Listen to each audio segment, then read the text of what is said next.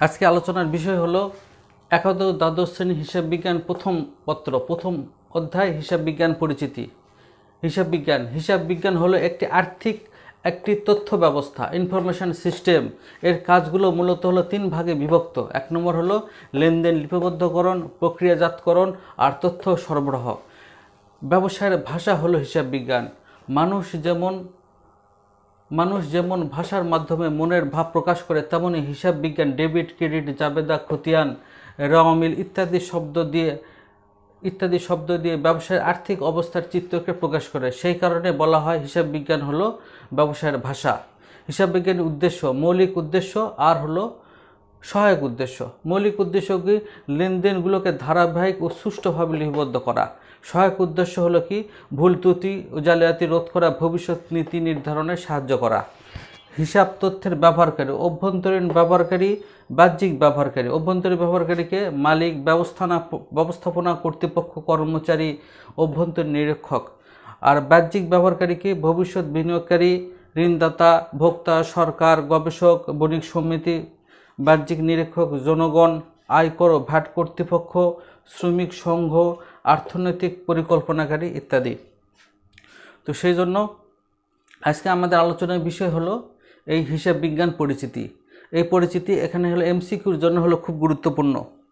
এমসিকিউর জন্য এখান থেকে এমসিকিউ আসে। এমসিকিউ কি আসে? হিসাব তথ্যের ব্যবহারকারী কে আর কে নয়। তো সেই জন্য এই হিসাব বিজ্ঞান তথ্যের ব্যবহারকারীকে, এটাকে ভালোভাবে বোঝা। একটা হলো অভ্যন্তরীণ ব্যবহারকারী আর একটা হলো বাহ্যিক ব্যবহারকারী। অভ্যন্তরীণ ব্যবহারকারীকে মালিক, ব্যবস্থাপনা কর্তৃপক্ষ, কর্মচারী, অভ্যন্তরীণ নিরীক্ষক। এই চারজনই শুধু হলো অভ্যন্তরীণ ব্যবহারকারী। আর বাকি বহি ব্যবহারকারী বলতে বোঝায় প্রতিষ্ঠানের বাহিরে, আর অভ্যন্তরীণ বলতে বোঝাচ্ছে প্রতিষ্ঠানের ভিতরে। তো এখানে এমসিকিউ আছে হলো কারা হলো প্রতিষ্ঠানের অভ্যন্তরীণ ব্যবহারকারী, কারা বহি ব্যবহারকারী। এভাবে এমসিকিউ আসতে পারে। তো সেই জন্য এটাকে ভালোভাবে বোঝা এবং পড়া। একটা হলো অভ্যন্তরীণ ব্যবহারকারীকে মালিক, ব্যবস্থাপনা কর্তৃপক্ষ, কর্মচারী, অভ্যন্তরীণ নিরীক্ষক। আর হলো এনারা হলো সবাই হলো ব্যবসায়ী প্রতিষ্ঠানের অভ্যন্তরীণ। ওনারা মালিক ও ভিতরের, ব্যবস্থাপনা কর্তৃপক্ষ ভিতর, কর্মচারী ব্যবস্থাপনা ভিতরেরই কর্মচারী, অভ্যন্তরীণ নিরীক্ষক। তাই বাহ্যিক মানে বাহিরের যারা আছে সেটা হলো ভবিষ্যৎ বিনিয়োগকারী, ঋণদানকারী কর্তৃপক্ষ, ভোক্তা, সরকার, গবেষক, বণিক সমিতি। বাহ্যিক নিরীক্ষক জনগণ, এরা সবার বাহিরের ব্যবহারকারী। তারপর আর কি আছে? আয়কর ও ভ্যাট কর্তৃপক্ষ, শ্রমিক সংঘ, অর্থনৈতিক পরিকল্পনাকারী। আজকে আলোচনার বিষয় হলো লেনদেন। তাহলে প্রথমে হলো কি? লেনদেন। যে সকল ঘটনা ব্যবসায়ের আর্থিক অবস্থার পরিবর্তন ঘটায় তাকে আমরা লেনদেন বলবো। লেনদেনের বৈশিষ্ট্য কি? লেনদেনের বৈশিষ্ট্য হলো অর্থের অঙ্গে পরিমাপযোগ্য হতে হবে, আর্থিক অবস্থার পরিবর্তন ঘটাবে, প্রত্যেকটা লেনদেনের দ্বৈত সত্তা থাকবে, লেনদেন স্বয়ংসম্পূর্ণ স্বতন্ত্র হবে, লেনদেন দৃশ্যমান হতে পারে, অদৃশ্যমান হতে পারে।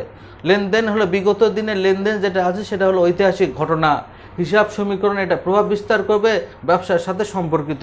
এগুলো হলো লেনদেনের বৈশিষ্ট্য। এরপরে আমরা দেখব লেনদেন কিনা, এটা গুরুত্বপূর্ণ বিষয়। লেনদেন চিহ্নিতকরণ বা একটা ঘটনা সেটা লেনদেন কিনা সেটা আমরা কিভাবে বুঝবো?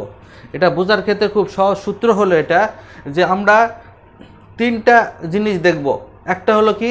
ঘটনার ক্ষেত্রে আমরা লেনদেন হতে হলে তিনটা জিনিস হতে হবে। একটা অর্থের অঙ্গে পরিমাপযোগ্য কিনা, আর্থিক অবস্থার পরিবর্তন করেছে কিনা, আর ব্যবসার সাথে সম্পর্কিত কিনা। প্রত্যেকটা ঘটনাকে আমরা তিনটা প্রশ্ন করব।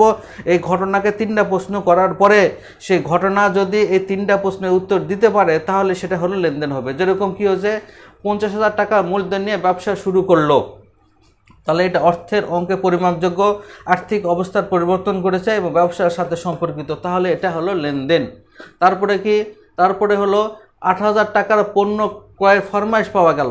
এটা হলো অর্থের অঙ্গে পরিমাপযোগ্য, ঠিক আছে, কিন্তু আর্থিক অবস্থার পরিবর্তন করতেছে না। কারণ কি? শুধু অর্ডার পাইছে, ফরমাইশ পাইছে, সুতরাং এটা লেনদেন নয়। তারপরে কি?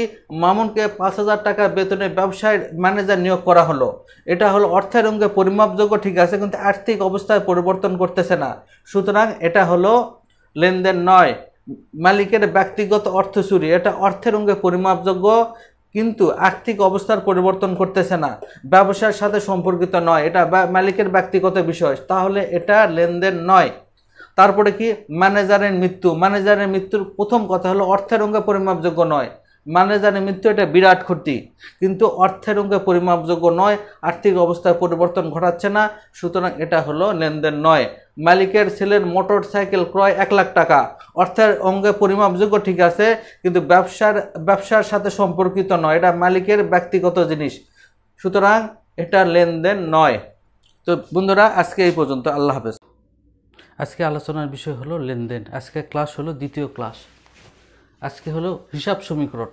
হিসাব সমীকরণ সূত্র কি? A = L + OE। এতে হলো অ্যাসেট, অ্যাসেট মানে হলো সম্পদ, এলতে লিয়াবিলিটিস মানে দায়, ও ইতে ওনার্স ইকুইটি মানে মালিকানা শর্ত।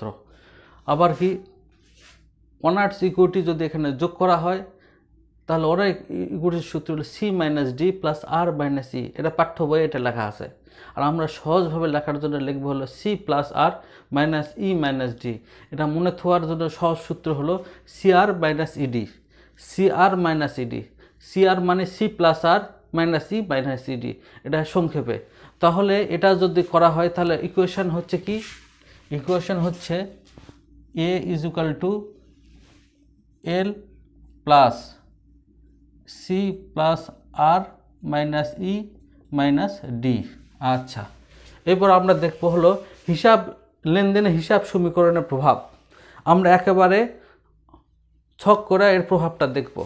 একের ক কি? নগদে 5,000 টাকা নিয়ে ব্যবসা শুরু করা হলো। তাহলে নগদে 5,000 টাকা নিয়ে ব্যবসা শুরু করো, নগদে 5,000 মানে নগদে 5,000 বাড়লো। ব্যবসা শুরু মানে হলো, সবসময় মনে রাখবো, ব্যবসা শুরু মানে হলো মূলধন, মূলধনে 5,000 বাড়লো। এরপর হলো 2-এর খ, 2-এর ধারে 5,000 টাকার যন্ত্রপাতি ক্রয় করা হলো। ধারে মানে হলো পাওনাদার, পাওনাদার 5,000 টাকা বাড়লো। আর কি? ধারে যন্ত্রপাতি ক্রয় করা হলো, যন্ত্রপাতি 5,000। এরপরে কি? 2-এর ক, পাওনাদারকে পরিশোধ করা হলো 3,000 টাকা। তাহলে পাওনাদারকে পরিশোধ, পাওনাদার কমে গেল, পাওনাদার কমে গেল 3,000, আবার নগদ টাকাও কমে গেল 3,000। তারপরে কি? 2-এর খ, নগদে বেতন পরিশোধ করা হলো 2,000, নগদে বেতন পরিশোধ। তাহলে বেতন পরিশোধ হলো ব্যয়।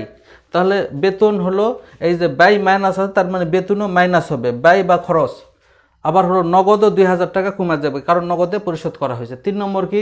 নগদে আসবাবপত্র ক্রয় 1 লাখ টাকা। তাহলে নগদে টাকা দিয়ে 1 লাখ আসবাবপত্র কিনছে, তাহলে 1 লাখ টাকার নগদ থেকে কমে যাবে, 1 লাখ টাকার নগদ থেকে কমে গেছে। আর আসবাবপত্র বাড়ছে হলো 1 লাখ, এই আসবাবপত্র 1 লাখ। এরপরে কি? মালিক কর্তৃক ব্যক্তিগতভাবে ব্যবসায় ঋণ পরিশোধ করেছে 5,000 টাকা। মালিক কর্তৃক ব্যক্তিগতভাবে ব্যবসায় দিছে, তার মানে হলো মূলধন, মূলধন হলো এই মূলধন হলো 5,000। তারপরে কি? ঋণ পরিশোধ করছে, তাহলে 5,000 টাকা ঋণ কমে যাবে। এরপর শেষেরটা হলো কি? 5 নম্বর, বাকিতে পণ্য ক্রয় 7,000 টাকা। বাকিতে পণ্য ক্রয় মানে হলো পাওনাদার, এই পাওনাদার 7,000 বাড়বে। আবার কি? ক্রয় করা, ক্রয় মানে কি? ক্রয় মানে হলো ব্যয়, ক্রয় মানে ব্যয়, তাহলে মাইনাস 7,000 টাকা ব্যয় বা খরচ। এই জন্য একেবারে সহজ। আজকে এই পর্যন্তই, আল্লাহ হাফেজ।